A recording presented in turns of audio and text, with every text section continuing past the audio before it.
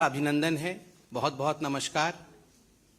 आज हमारे साथ भारत सरकार में राज्य मंत्री MOS health doctor Bharati Pawar ji भी हैं, उनका बहुत बहुत अभिनंदन। आज से 3 दिन पहले हमारे महासचिव आदरणीय अरुण सिंह जी ने एक प्रेस कॉन्फ्रेंस करके आप सभी को स्थापना दिवस और उससे जुड़े हुए सभी कार्यक्रमों के विषय में जानकारी दी थी। जैसे कि आपको ज्ञात है, कल भारतीय जनता पार्टी की 42nd स्थापना दिवस अर्थात फाउंडेशन डे था। 7 तारीख से 20 तारीख तक भारतीय जनता पार्टी एक सामाजिक न्याय का पखवाड़ा मना रही है। सोशल जस्टिस जिस प्रकार से भारतीय जनता पार्टी के सरकार में आगे बढ़ा है, माननीय प्रधानमंत्री नरेंद्र मोदी जी के नेतृत्व में सामाजिक न्याय जिस प्रकार घर घर तक पहुंचा है, 7 तारीख से 20 तारीख तक इसका एक पखवाड़ा मनाया जा रहा है। पखवाड़े के साथ ही भारतवर्ष में जितने भी एस्पिरेशनल डिस्ट्रिक्ट्स घोषित किए गए हैं, माननीय प्रधानमंत्री नरेंद्र मोदी जी द्वारा इन सभी एस्पिरेशनल डिस्ट्रिक्ट्स का भी जायजा लेने, इन सभी एस्पिरेशनल डिस्ट्रिक्ट्स में जो सफर तय किया है एडमिनिस्ट्रेशन में, कहां से कहां तक हम पहुंचे हैं, इस विषय का जायजा लेने के लिए भी केंद्रीय मंत्रीगण और पार्टी के पदाधिकारी इन सभी जिलों में जाएंगे, रात्रि निवास करेंगे, 24 घंटे रुक करके इनका जायजा करने वाले हैं। All this is because our Prime Minister and our party believes that we are an accountable body. हम एक अकाउंटेबल पार्टी है। केवल निर्णय लेने से नहीं होता है, वह निर्णय जमीन तक पहुंच रही है कि नहीं, इस विषय पर भी ध्यान देना है। मैं 7 से 20 तारीख तक जो दिन जिस विषय के लिए तय किए गए हैं सामाजिक न्याय के अंतर्गत, वह सूचना आपको दूंगा। और 7 तारीख अर्थात आज आयुष्मान भारत का दिन है, उस विषय पे हम आज प्रेस कॉन्फ्रेंस करेंगे। 7 तारीख जैसे मैंने कहा, आयुष्मान भारत के लिए आज का दिन निर्धारित है। 8 तारीख पीएम आवास योजना, 9 तारीख हर घर नल की जल, 10 तारीख पीएम किसान सम्मान निधि, 11 तारीख अनुसूचित जाति उत्थान और कल्याण हेतु जितने भी योजना इस सरकार ने चलाए और ज्योतिबा फुले और सावित्रीबा फुले को समर्पित यह दिन रहेगा। छात्रावासों में जाकर हमारे कार्यकर्ता, हमारे मंत्री वहां अनुसूचित जाति के लिए क्या कल्याणकारी योजनाएं लागू की गई हैं, इन विषयों में चर्चा करेंगे। 12 अप्रैल को 12 साल से छोटे और 12 साल तक के बच्चों के लिए जो वैक्सीनेशन कोरोना का चल रहा है, उस विषय पर विशेष ध्यान पार्टी के हमारे कार्यकर्ताओं का रहेगा, मंत्रियों का रहेगा। 13 तारीख को गरीब कल्याण अन्न योजना पर चर्चा होगी और हमारे कार्यकर्ता इस विषय को लेकर जनमानस तक जाएंगे। 14 तारीख जैसे हम सभी जानते हैं, माननीय BR अंबेडकर जी की जयंती है, पार्टी अंबेडकर जयंती मनाएगी। 15 तारीख को ट्राइबल वेलफेयर जनजाति कल्याण का विषय है। जो ट्राइबल छात्रावास हैं उनमें जाकर के जो कल्याण योग्य कार्यक्रम रहे होंगे, उन विषय पर हम चर्चा करेंगे। 16 तारीख को श्रमिक एवं असंगठित क्षेत्र में ई श्रम कार्ड के वितरण के विषय में चिंतन किया जाएगा और किस प्रकार से ई श्रम कार्ड का रजिस्ट्रेशन में बढ़ोतरी हो, उस विषय को आगे बढ़ाएंगे। 17 तारीख को वित्तीय सुधार, the financial reforms with which the Modi government has worked as yet, इन विषयों पे हम चर्चा करेंगे, इन विषयों पर हम बल देंगे, इन विषयों तक को जमीन तक लेकर जाएंगे। 18 तारीख होगा स्वच्छ भारत अभियान के लिए और 19 तारीख होगा पोषण अभियान के लिए। 20 अर्थात the concluding day of the fortnight, जो पखवाड़ा है उसका कंक्लूडिंग डे 20 को होगा और 20 अप्रैल होगा आजादी का अमृत महोत्सव और हमारे स्वतंत्रता सेनानियों के लिए, mostly for the unsung heroes, जिनको हमने भुला दिया है, जिन स्वतंत्रता सेनानियों को समाज ने भुला दिया है, उनको याद करना, उनको अपने स्मृति पटल पर पुनः जागृत करना, यह विषय होगा। और जैसे मैंने कहा, आज 7 तारीख है, आज का विषय आयुष्मान भारत का है। बंधुगण, आयुष्मान भारत कोई साधारण विषय नहीं। आज प्रधानमंत्री श्री नरेंद्र मोदी जी के पुराने मन की बात को हम सुन रहे थे। मैं भी सुन रहा था और डॉक्टर भारती पवार जी भी सुन रही थी, और जिस प्रकार से मन की बात में प्रधानमंत्री नरेंद्र मोदी जी ने आयुष्मान भारत के विषय में विस्तार से अपने विषय को रखा, और उसके पश्चात कुछ पेशेंट्स जिनको इसका लाभ मिला था वो इंटरेक्शन भी हमने देखा।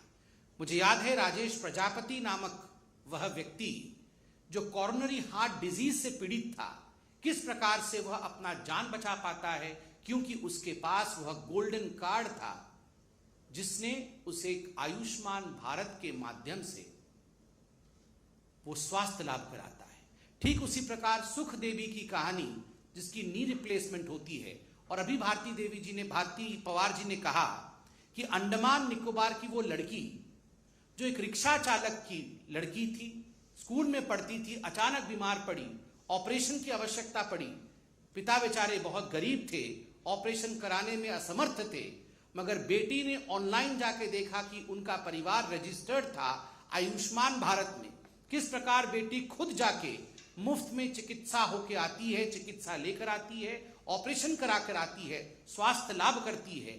और जब ये सब कुछ हो जाता है तो इंटरेक्शन में उनके पिताश्री कहते हैं कि ये वास्तविक रूप में केवल आयुष्मान भारत योजना नहीं है, ये बेटी बचाओ बेटी पढ़ाओ भी है, क्योंकि मेरी बेटी पढ़ भी रही है और मेरी बेटी ने आयुष्मान भारत के कारण स्वयं को बचाया भी है।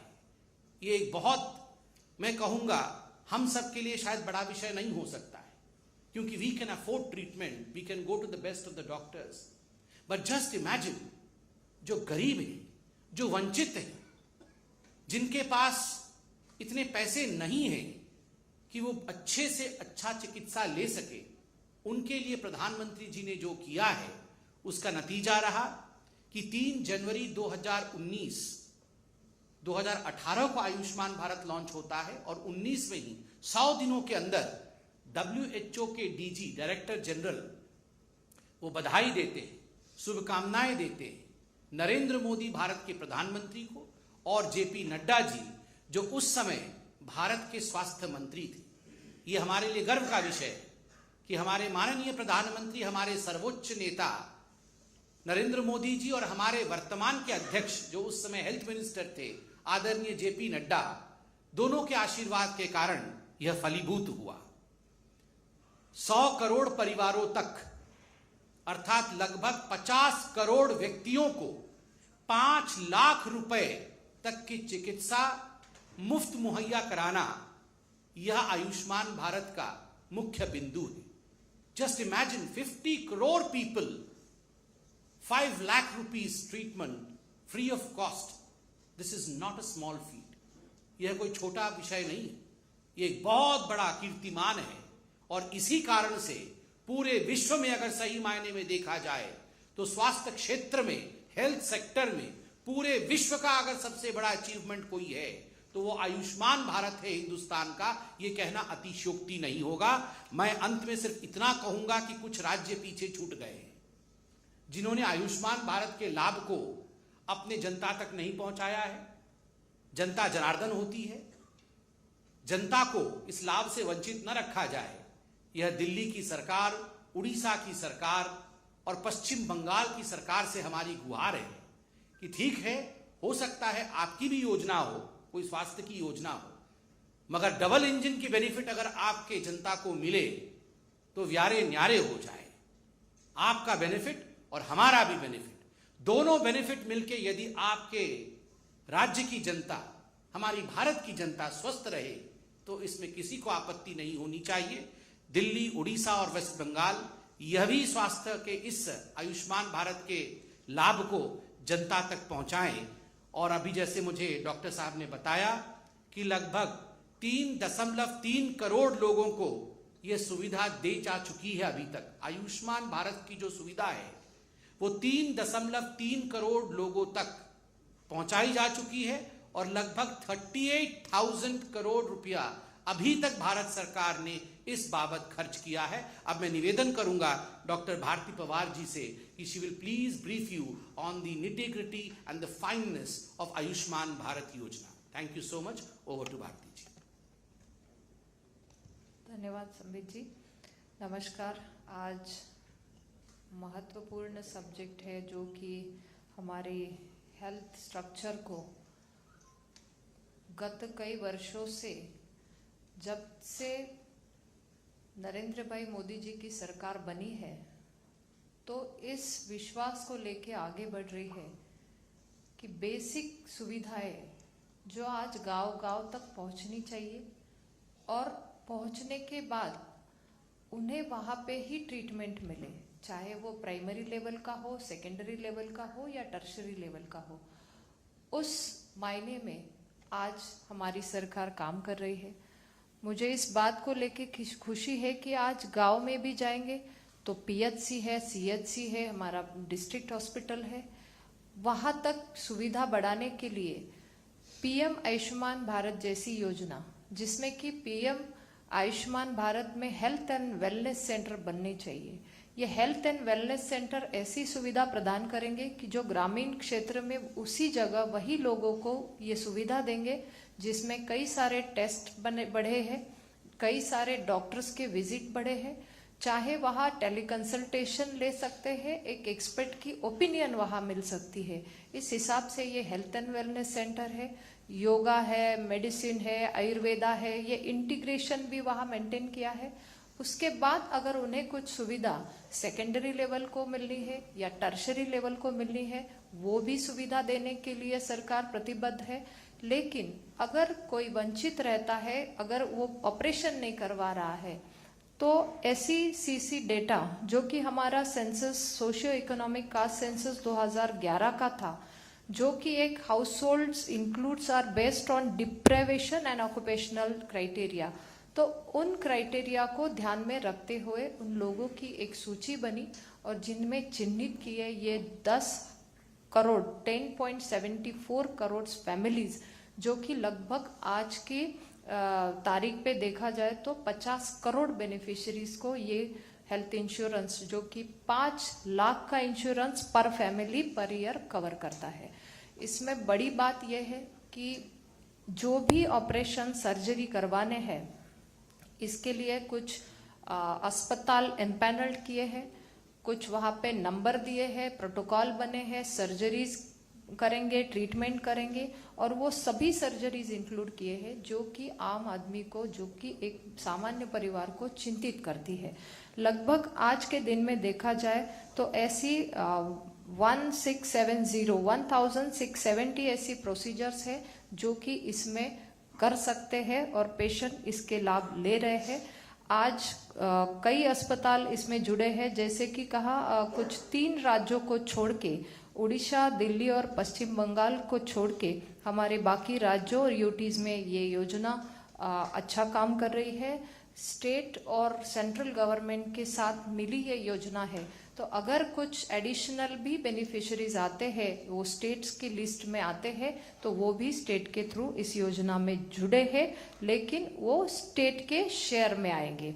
अभी आज तक हमारे लगभग 17 करोड़ कार्ड्स ऐसे हैं कि जो दिए गए हैं, लेकिन क्या कार्ड नहीं है तो ट्रीटमेंट नहीं है, ऐसी बात नहीं होगी। जो भी ऑनलाइन देखते हैं, अगर उस ट्रीटमेंट में चाहते हैं ये होना है, नाम बेनिफिशियरीज की लिस्ट में है, तो वो ट्रीटमेंट उस अस्पताल में जाके लेंगे। आज तक लगभग हमारे 25,800 अस्पताल है जो कि एम्पैनल्ड हुए हैं अलग अलग हमारे राज्यों में, जो कि एक ये कैशलेस एक्सेस है। तो बेनिफिशियरीज को कहीं भी, अगर भारत भर में समझो मेरा महाराष्ट्र से कोई पेशेंट है और तुरंत उसे दिल्ली में कार्ड है और ट्रीटमेंट लेनी है, तो वो ट्रीटमेंट ले सकता है एम्पैनल्ड हॉस्पिटल में। लेकिन दिल्ली का कोई पेशेंट अगर महाराष्ट्र में जाता है तो वो ट्रीटमेंट नहीं ले सकता, क्योंकि इस राज्य ने ये योजना को स्वीकार नहीं किया है। तो मैं आपके माध्यम से अनुरोध करती हूँ, ये 3 ही राज्यों के लोगों को इसमें जोड़ा जाए, क्योंकि ये भारत भर में एप्लीकेबल ये ऐसी स्कीम है और जो सुविधा, आरोग्य सुविधा से जुड़ी है। किसी को भी कहीं पे भी आवश्यकता होती है, कई नौकरी के कोई स्टूडेंट्स पढ़ाई के लिए कहीं भी जाते हैं, तो ऐसी कभी इमरजेंसी आ जाती है, तो मुझे लगता है सभी राज्यों में इसने जुड़ना बहुत ही आवश्यकता है। जिसको गौर करते हुए आदरणीय प्रधानमंत्री जी ने विशेष रूप से ये सबसे बड़ी योजना, जो हम वर्ल्ड्स लार्जेस्ट हेल्थ इंश्योरेंस योजना के तहत में दे रहे हैं, तो मुझे लगता है सभी राज्यों ने इसमें जुड़ना चाहिए। एक कवर करती है हमारे प्री हॉस्पिटलाइजेशन को और पोस्ट हॉस्पिटलाइजेशन के एक्सपेंसेस को, इंक्लूडिंग डायग्नोस्टिक एंड मेडिसिन, सब उसके गाइडलाइन, ट्रीटमेंट गाइडलाइन में जो स्टैंडर्ड्स है उसके आधार पर उसमें जो ड्रग्स है, सप्लाईज है, डायग्नोस्टिक सर्विसेज है, फिजिशियंस के फी है, रूम के चार्जेस है, सर्जन के चार्जेस है, ओटी आईसीयू चार्जेस, ये सभी कवर करते हुए पेशेंट को मदद करते हैं। इसमें कोई रेस्ट्रिक्शन नहीं है, फैमिली साइज कितनी हो, पर्टिकुलर हो, ऐसी कोई ये नहीं है, और ये पोर्टेबल है थ्रू आउट इंडिया। मुझे लगता है ऐसी योजना कभी बनी नहीं थी और इसका मकसद यही था कि हर एक को, हम जो बोलते हैं कि आउट ऑफ पॉकेट एक्सपेंडिचर कम करने के लिए हेल्थ रिलेटेड सरकार के क्या प्रयास चल रहे हैं, तो ये सबसे बड़ी और एक अच्छी योजना इस कार्यकाल में बनी है। जिस कार्यकाल में कोविड जैसा संकट आया, कोविड जैसे संकट में भी इस योजना के तहत लोगों ने टेस्ट किए, ट्रीटमेंट किए और सभी राज्यों को वो राशि भी दी गई जिसकी आवश्यकता उस टाइम पे थी। मैं यही कहूँगी कि ये योजना के माध्यम से जैसे प्राइमरी, सेकेंडरी, टर्शरी और भविष्य में भी प्राइमरी हो या टर्शरी हो, इस कंसर्न करते हुए पीएम अभीम प्रधानमंत्री Ayushman Bharat health infrastructure mission, जो कि एक बड़ी ही अच्छी योजना बन रही है, जिसके तहत लैब को लेके और अच्छी सुविधा देने के लिए और एक एडवांस टेक्नोलॉजी से जुड़ा हुआ हमारे ये इंफ्रास्ट्रक्चर हेल्थ का बन रहा है, जिसमें भी यही आरोग्य की सुविधा और अच्छे से लोगों को दे पाए। और पेंडेमिक को सोचते हुए हर एक राज्य में, जिले में क्या होना चाहिए, इसको ध्यान में रखते हुए ये योजना है।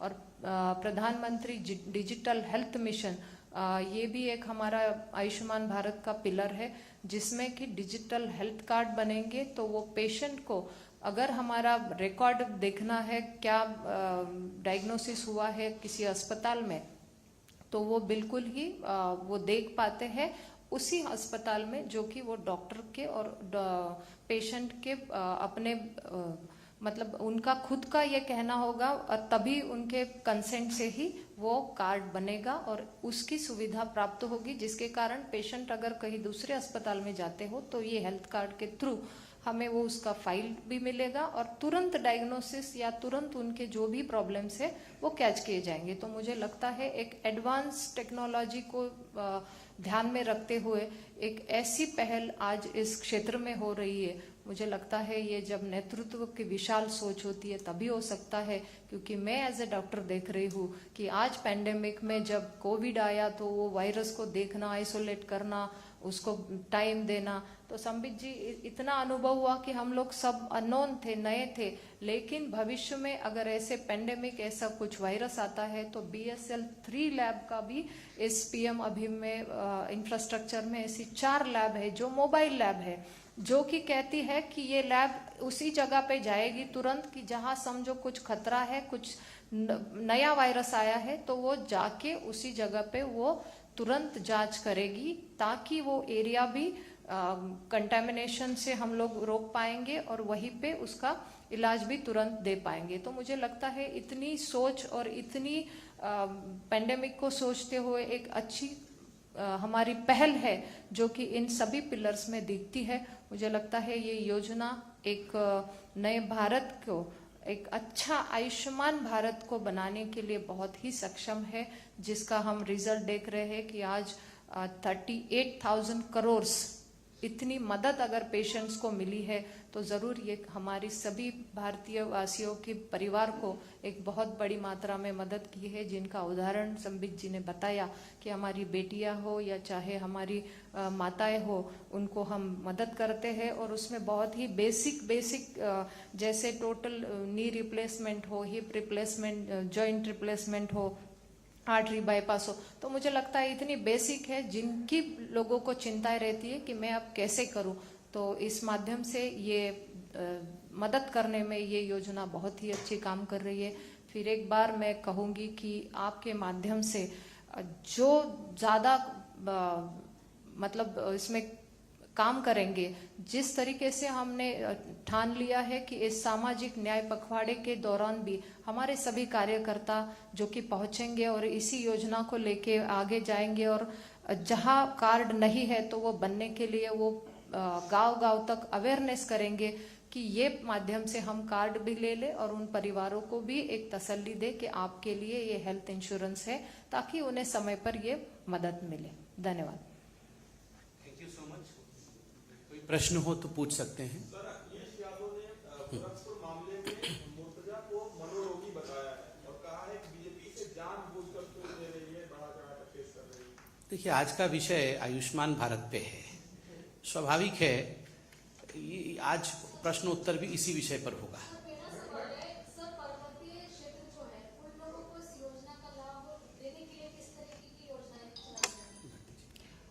पर्वतीय क्षेत्र में जैसे अभी मैंने कहा कि सेंट्रल और स्टेट को लेके कुछ शेयरिंग में हमारी योजना चलती है, 60-40 रेशो होता है, तो पर्वतीय क्षेत्र में खास करके वो 90-10 का रहता है। तो लगभग सारा ही सेंट्रल गवर्नमेंट की तरफ से इस तरीके की योजना जाती है। जैसे आपने कहा उस तरीके से प्राइमरी लेवल पर हमारे पीएचसी हो या हेल्थ एंड वेलनेस सेंटर को स्ट्रेंथन किया जा रहा है, ताकि वहीं पे उनका इलाज भी हो, डायग्नोसिस भी हो, लेकिन फिर भी अगर उन्हें सेकेंडरी टर्शरी की ज़रूरत है तो उस माध्यम से ये आगे जाके काम करेंगे। उसके अलावा हर एक राज्य में हम अच्छी सुविधा देने हेतु नए मेडिकल कॉलेज भी बनवा रहे हैं, कुछ मेडिकल कॉलेजों को अपग्रेड भी कर रहे हैं, लगभग 75 मेडिकल कॉलेजों को अपग्रेड भी कर रहे हैं, 157 नए मेडिकल कॉलेज भी बन रहे हैं, और आज हमारे 22 एम्स का काम भी चल रहा है। तो लगभग सभी को स्वास्थ्य को लेके वहीं पे ट्रीटमेंट मिले, चाहे वो पर्वतीय क्षेत्र हो या हमारा रेगुलर हो, सभी को अच्छा सुविधा मिले। जी, वहीं पे भी मैं सभी राज्यों में प्रधानमंत्री जी की सोच तो ऐसी है कि जो एस्पिरेशनल डिस्ट्रिक्ट है, देखो कभी किसी ने सोचा नहीं होगा, मैं तो डॉक्टर हूँ इसीलिए मैं तो जब मैंने देखा कि 112 ऐसे जिलों को चिन्हित किया, तो वो चिन्हित क्यों किया? क्योंकि वहां पे कुछ काम ही नहीं हुआ था। 70 सालों से वहां पे बेसिक स्ट्रक्चर नहीं है, वहां पे मेडिकल कॉलेज तो दूर की बात, लेकिन बेसिक सुविधा मेडिकल कॉलेज के साथ अस्पतालों को और स्ट्रेंथन करना, तो उन्हें चिन्हित भी किया गया। वहां पे मेडिकल कॉलेज भी बन रहे हैं, जहां प्राइवेट भी नहीं, वहां पे गवर्नमेंट का तो बनना चाहिए, और तो और डिस्ट्रिक्ट अस्पतालों को भी स्ट्रांग किया जा रहा है। मुझे लगता है इसके कारण हमारी जो माता मृत्यु दर है वो भी, हमने जो NFHS का डेटा आया उसमें वो उसका रिजल्ट दिख रहा है कि माता मृत्यु दर कम हो रही है, इंस्टीट्यूशनल डिलीवरीज बढ़ रही है। ये सारी इन्हीं सभी इन योजनाओं के तहत हो रहा है।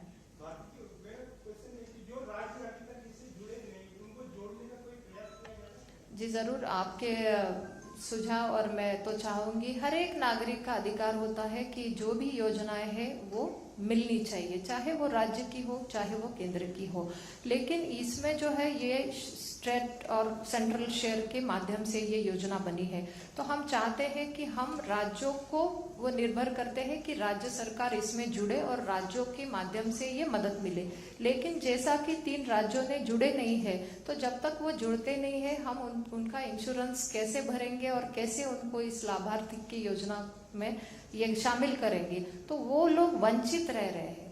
आज ये 3 राज्यों के लोग वंचित रह रहे हैं, लेकिन हम अगर उन 3 राज्यों में जाते हैं बाकी राज्यों के, तो वहां पे एम्पैनल्ड हमारे अस्पताल है PMJ के, तो वो वहां पे ट्रीटमेंट दे रहे, लेकिन जो राज्य इसमें नहीं है तो वो राज्यों के लोगों को वंचित रखा जा रहा है। इस बात का हमें दुख भी है। हमारी तरफ से चिट्ठियां भी लिखी गई है, हमने रिक्वेस्ट भी की है, लेकिन अभी वो चिट्ठियों का कोई रिप्लाई नहीं आया है।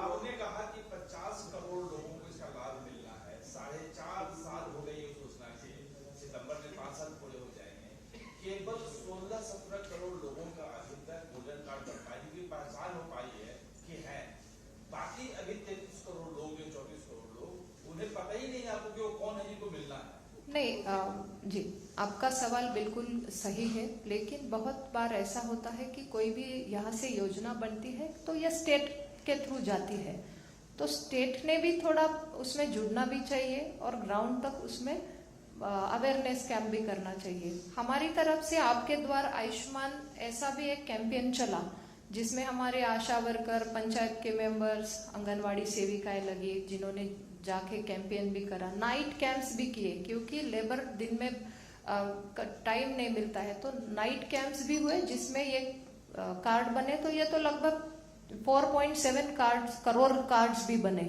तो आपका कहना है, इस माध्यम से हम भी लगातार प्रयास कर रहे हैं, लेकिन फिर भी अगर कोई अस्पताल में जाते हैं, एम्पैनल्ड अस्पताल में, तो मुझे लगता है वहाँ पे उन्हें तुरंत मदद दी जाती है। कार्ड का कोई बंधन नहीं है, कार्ड नहीं है, फिर भी वो बेनिफिशियरी लिस्ट में है। और अब तो हमने लास्ट कुछ महीनों से ये सुविधा दी है कि ग्राम लेवल तक एक लिस्ट जारी किया है, जो कि उस गांव में लगेगा और गांव के लोगों को पता चलेगा कि मेरा बेनिफिशियरी में नाम है कि नहीं। मुंबई में ओमिक्रॉन एक्सी नए वेरिएंट का जो केस आया, उसको लेकर केंद्र सरकार के पास क्या जानकारी है? आपकी तरफ से किस तरह की तैयारी? आपके मंत्रालय जुड़ा हुआ होगा? जी जरूर जुड़ा हुआ है, अभी उसका पूरा इन्वेस्टिगेशन रिपोर्ट आना बाकी है। आयुष्मान कार्ड में 5 लाख रुपए की लिमिट है। अगर कोई पेशेंट किसी हॉस्पिटल में जाता है और वहाँ पे अगर बजट 2.5 लाख का बन रहा है, तो क्या ऐसा कुछ होता है कि उसमें ये बोला जाता है कि हम 1.5 लाख 2 लाख अप्रूव करेंगे, बाकी 50-60 हजार आपको देना पड़ेगा? क्योंकि ऐसे भी केसेस हमारे सामने आए हैं जहाँ पे ये पेशेंट को बोला जाता है कि आपके 1,60,000 अप्रूव हो रहे हैं गवर्नमेंट के फंड से, बाकी 80,000 रुपये आपको देने पड़ेगे। नहीं, इसमें क्या कारण है इसका? नहीं, ये जो है आपने कहा है उसका पैकेज बना हुआ है, उसके स्टैंडर्ड ट्रीटमेंट गाइडलाइंस बने हुए हैं, लेकिन फिर भी अगर गलत तरीके से कोई अस्पताल उनसे डिमांड करता है या कुछ भी उनके कंप्लेंट्स है, तो हमारी वो हेल्पलाइन पे शिकायत दर्ज करते हैं और ऐसे ग्रीवांसेस को भी हम एड्रेस करते हैं। और ऐसे ग्रीवांसेस लगभग 1.5 लाख के करीब हमारे ग्रीवांसेस भी हुए, जिसमें से 95% वो ग्रीवांस हमने रिजॉल्व भी किए हैं, जिसमें वो भी आपने कहा वो भी प्रॉब्लम था।